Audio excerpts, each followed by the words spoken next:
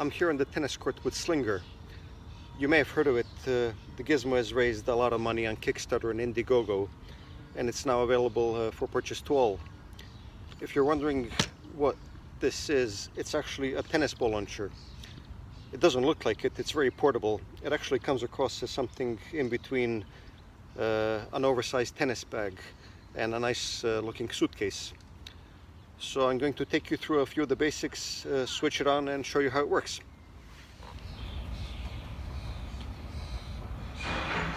This is it. It's unpacked, ready to go.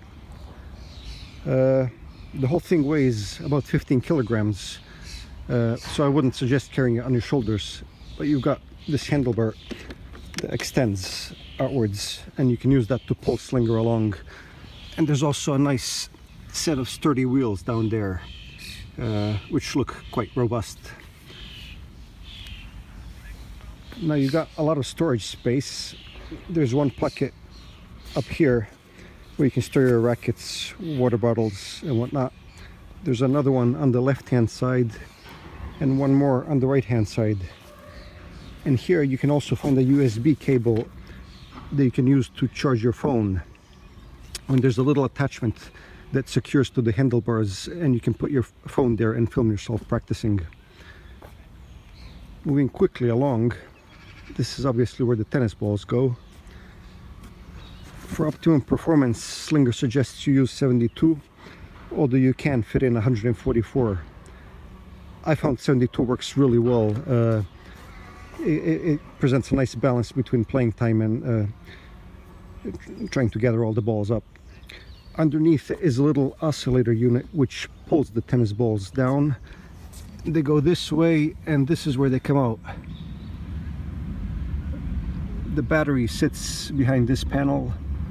This is the main control panel. It's got two buttons, well, two knobs. The top one is for speed, the one underneath is for feed, and they both go from beginners to advanced. This is the power on, power off button. On the right hand side, let's unzip this. You've got a lever that slides up and down, and that determines the angle of the balls, and that can go from 0 to 40%. There's lots of lint. I mean, I've played with Slinger about 5-6 times, and the lint comes from tennis balls. It disappears once the tennis balls get used up. Here we've got the ball tube for gathering balls after you played, and there is also the oscillating unit down there, and I'll show you how that works a bit later on. Okay, well, I'm going to first start off with a few ground strokes and transition into volleys. The speed and feed setting is around the middle of the intermediate level. The angle is about 10 to 15%.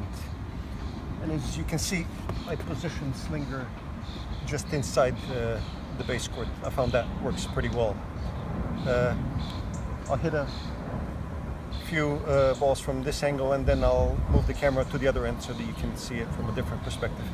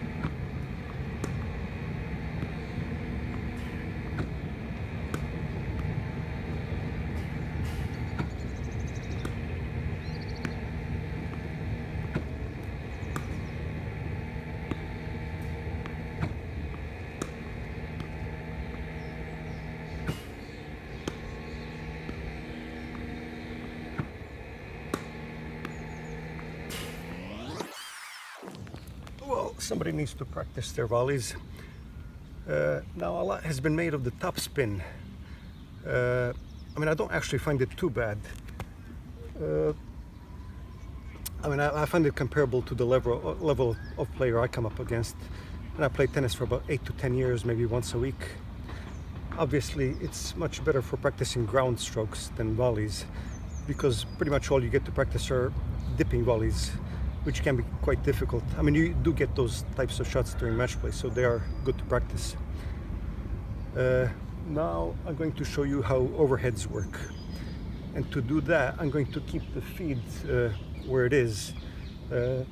Right now it's at the intermediate level, which is a ball every 3 to 4 seconds. I mean, I find that pretty comfortable. And I'm going to increase the angle to the maximum 40%. So let's see what that looks like.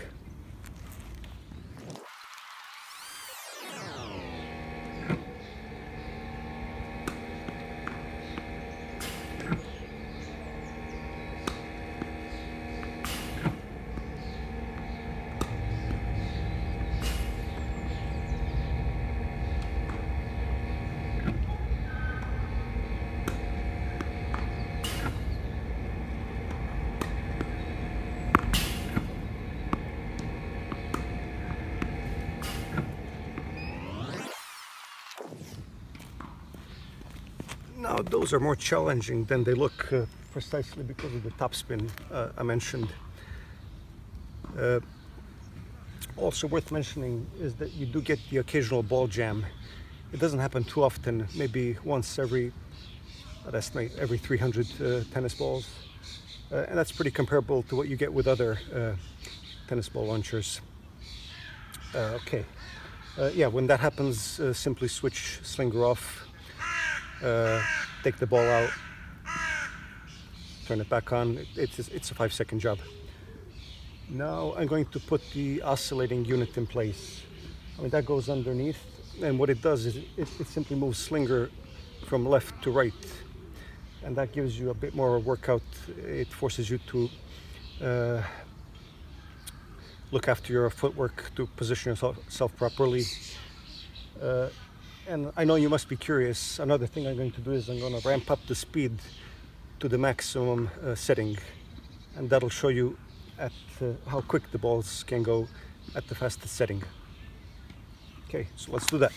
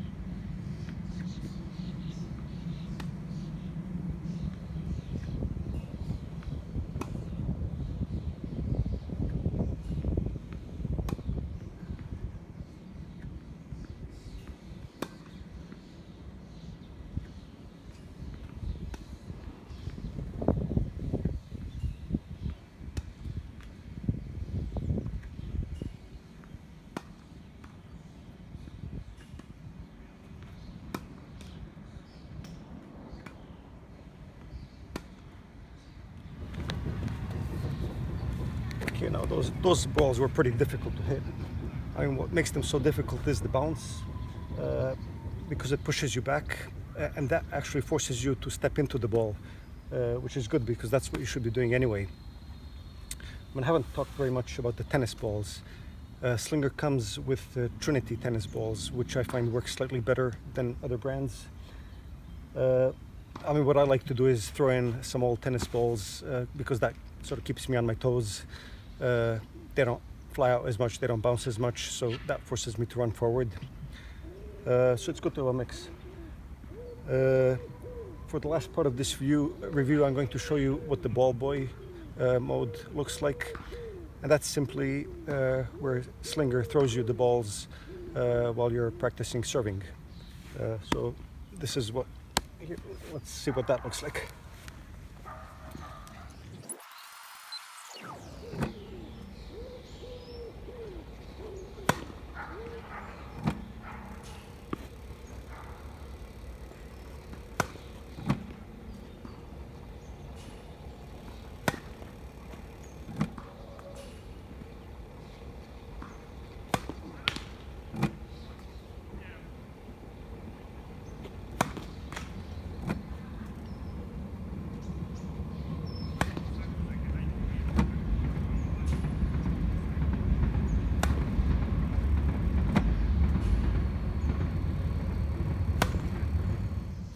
So that's it, that's Slinger. As part of Gadgets and Wearables, I've tested everything under the sun when it comes to high-tech tennis gear. Smart tennis rackets, smart racket dampeners, swing tracking wristbands, and even a GoPro-like device that calls in real time whether a ball has landed inside or outside the court. And I can honestly say that in the month that I've been using it, Slinger is the one that has had the most positive effect on my game. To advance your skill level, you need to do drills and repetitions. Without that, you're going to stagnate. And time spent on court is the key. Slinger provides you with that. It essentially acts like a tennis partner. I mean, you could even say a tennis coach. It looks great, it works well, you can fit a lot of tennis balls inside, and you can customize everything to your level of play.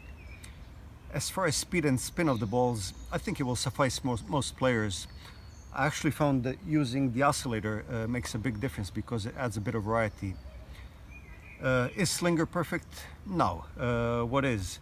I mean, I would have preferred it if you could control the spin of the balls and if it was a bit smaller. I actually think you don't need space for 144 tennis balls. 80 would be more than enough for me. And perhaps that's a way that they could lose some of the bulk. Having said that, Slinger is unique. It's a tennis ball launcher that looks nothing like a tennis ball launcher. And it will provide you with the means to advance your game as long as you put in the work. And that's it. That's my review of Slinger.